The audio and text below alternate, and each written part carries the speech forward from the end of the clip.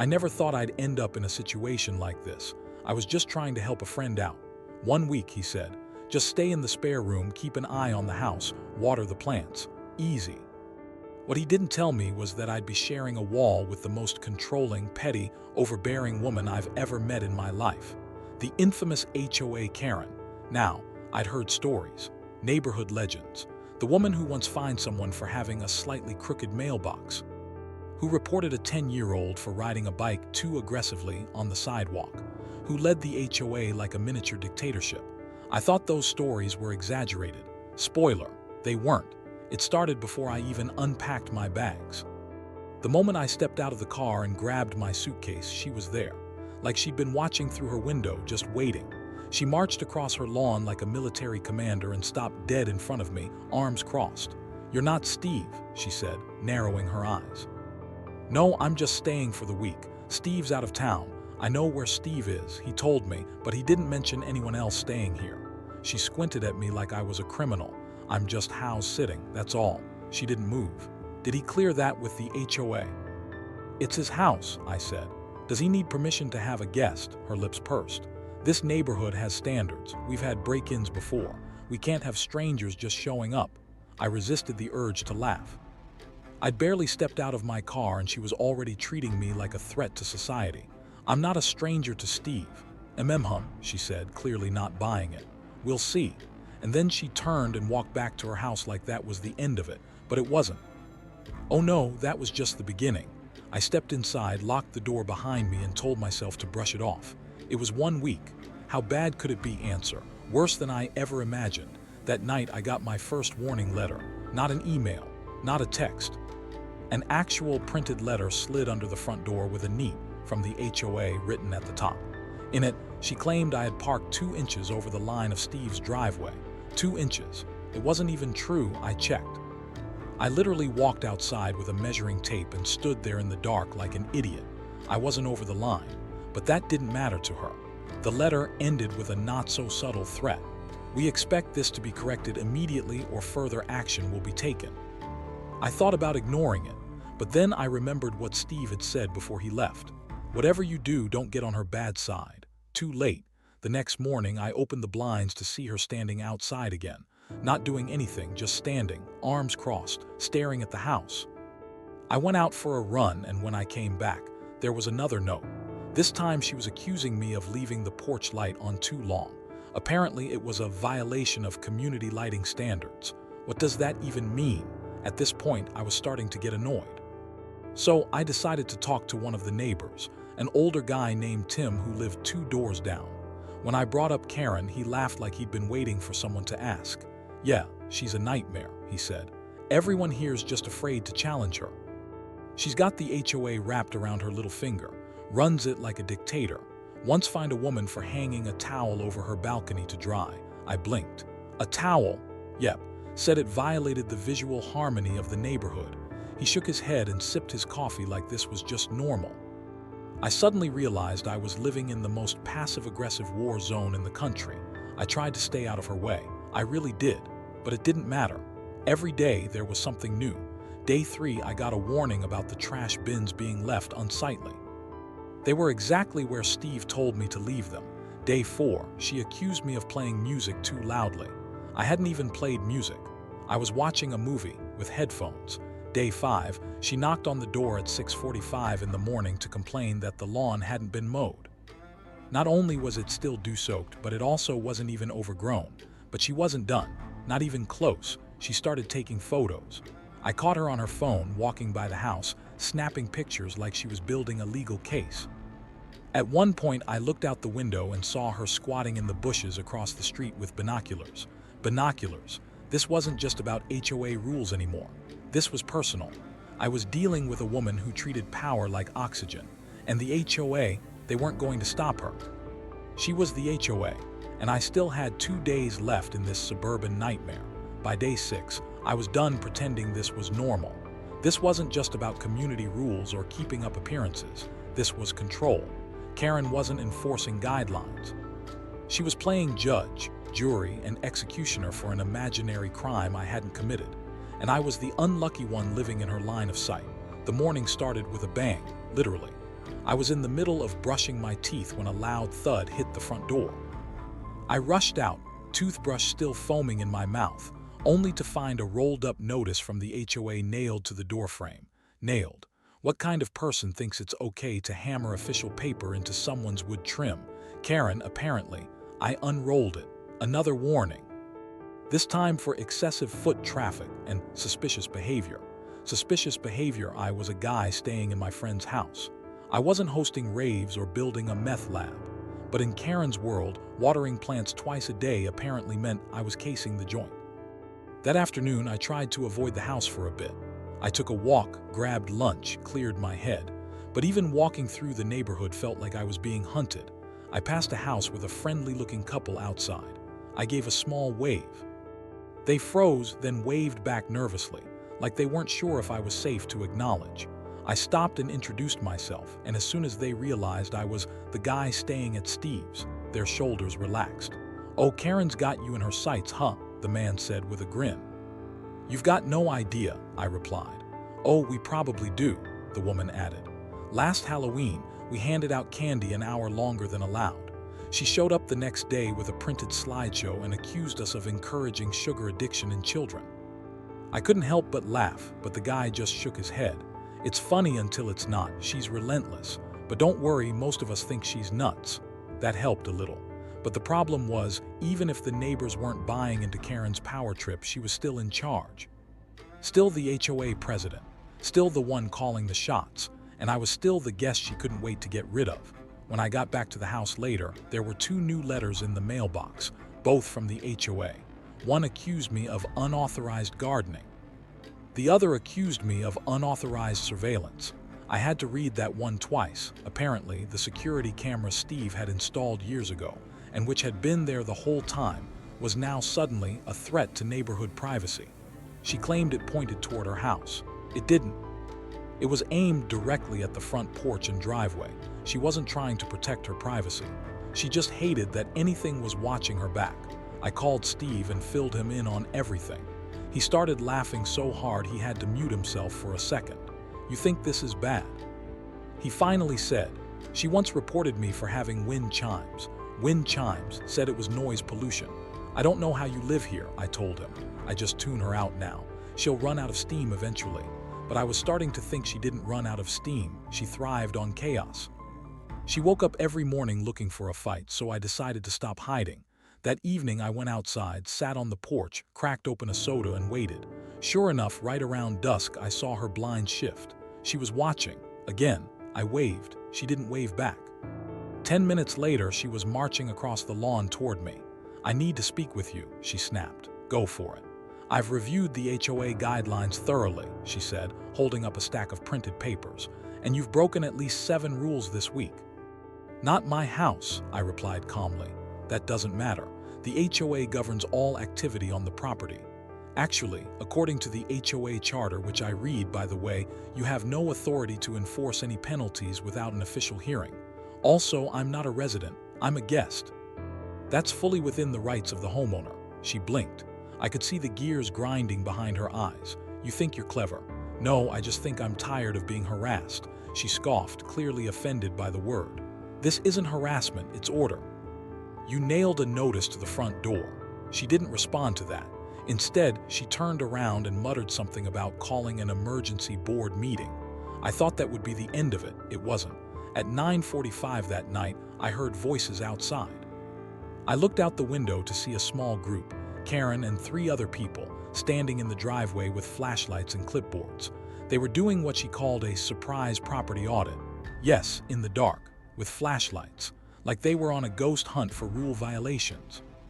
I went outside, turned on the porch light and said, "Is there a problem?" Karen didn't even flinch. "We're conducting an after-hours check. Please return to the home. I'm on the property. That's allowed." One of the other HOA members, a guy named Brian, looked really uncomfortable. "Maybe we should come back tomorrow," he mumbled. Karen glared at him. "I've got security cameras, you know," I said casually. "Everything you're doing right now is being recorded." Brian nodded. "Yeah, let's call it a night." Karen reluctantly turned away, muttering to herself as she walked off. The others followed like kids getting dragged out of a theme park.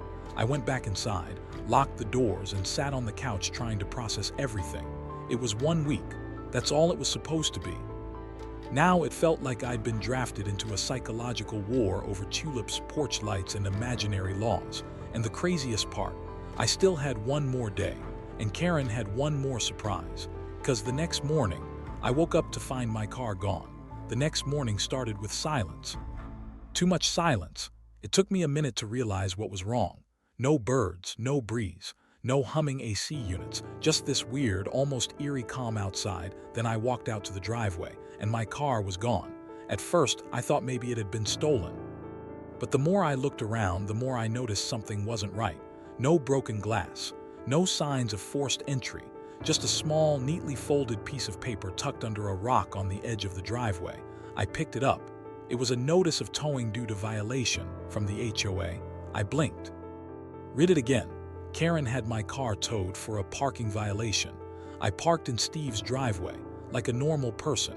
There were no red curbs, no fire lanes, nothing blocking the street, just my car in a private driveway on private property. But the notice claimed I was obstructing community aesthetics and violating approved vehicle standards.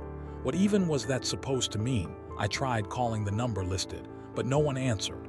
I texted Steve. He was furious. Said he never gave permission for a tow, and that the HOA had no legal grounds to remove a vehicle from private property without the owner's consent or a legitimate emergency.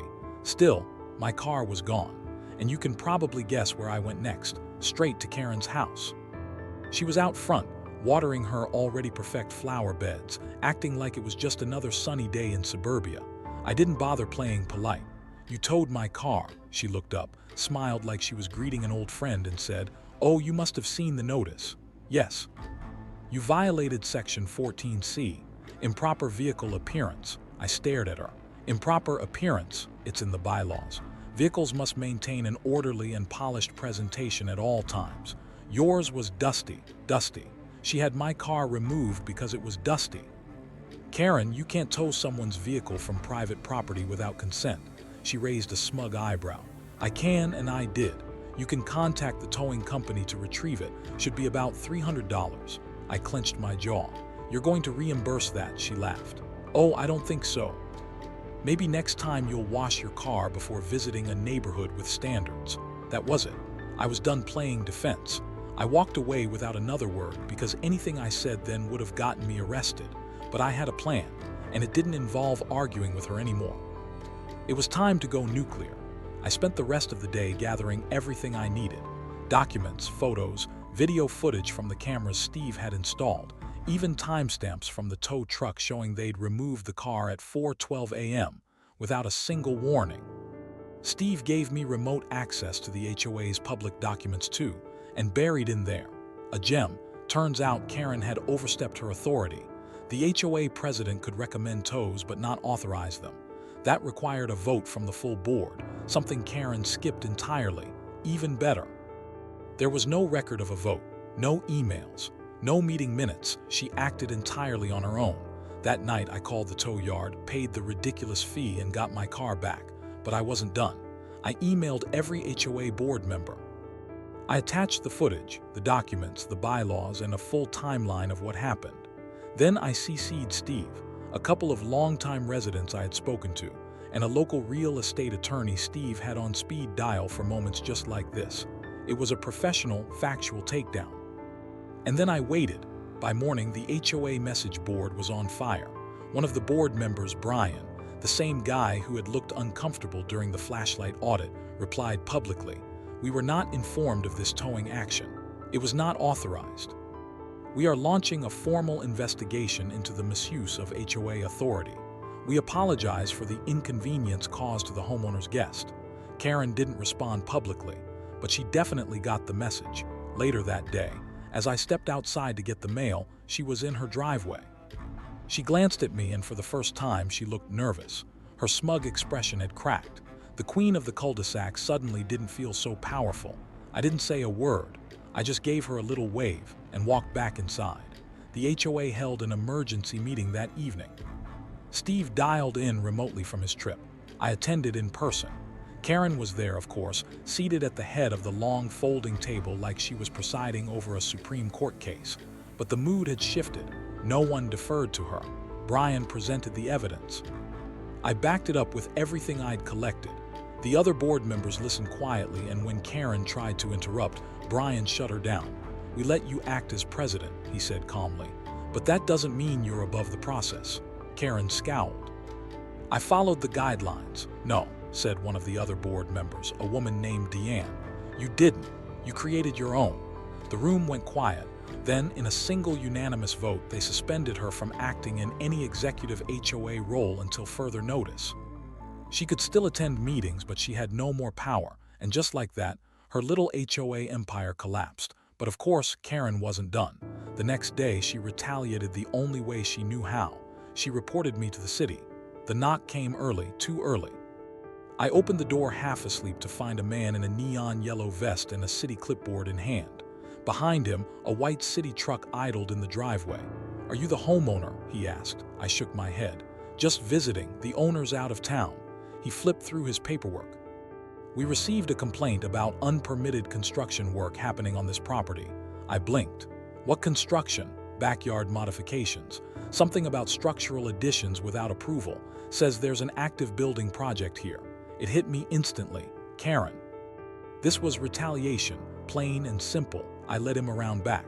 There was nothing but grass, a patio, and a couple of lawn chairs. No hammer, no saw, no trench, no construction of any kind. The city worker scratched his head. "Well, looks fine to me. I'll log it as a false report, but you might want to follow up with zoning in case this pops up again." As soon as he left, I walked right over to Karen's front door and knocked. She didn't answer, but I knew she was home. Her car was there. Her curtains twitched as I stood on the porch. So I raised my voice just enough for her to hear. "Hey, Karen, next time you make a false report, maybe make it a little less obvious." Still no answer, just silence. I knew I'd gotten to her, but what I didn't realize was that the city complaint was only the start. The next morning, someone had dumped a pile of mulch at the base of Steve's driveway. Not landscaping mulch, dumpster mulch, the kind that smelled like sewage and was probably scraped off a construction site. No label, no delivery receipt, no contact info, just a big, steaming heap of mess. And you'll never guess where Karen was when I walked outside to inspect it. Standing at the end of her driveway, sipping her coffee, wearing sunglasses and watching me. I didn't even ask. I just pulled out my phone and snapped a picture of her watching the mulch like it was a Sunday morning movie. Later that day, I sent that photo to the HOA board. I also emailed the local waste services, asking who delivered it. With Steve's security cameras, we were able to track the truck's license plate. Turns out, Karen had paid for it with her husband's business account, thinking it wouldn't get traced. It did. Brian, the board member, called her out in front of everyone during the next HOA meeting. But here's the thing about people like Karen. They don't go quietly. When cornered, they double down. And that's exactly what she did. She called a community emergency session. Hand-delivered flyers to every house in the neighborhood, warning about outside influences, threatening to undermine HOA order and stability.